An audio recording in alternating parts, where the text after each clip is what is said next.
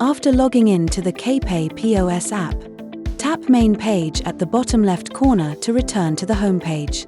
Then, tap Void Transaction. On the Void Transaction page, enter the manager password. Next, scan the barcode on the merchant receipt of the transaction to be voided, or select the transaction from the list.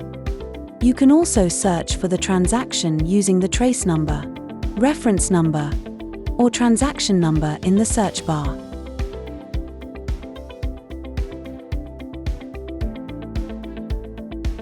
After confirming the transaction details, tap Confirm Void. Once the void is successful, the screen will display successful. The receipt will be printed automatically. You can also tap Merchant or Customer to print an additional copy. If you encounter any issues while using the product, feel free to contact us. Our customer service team will assist you in resolving any difficulties as soon as possible.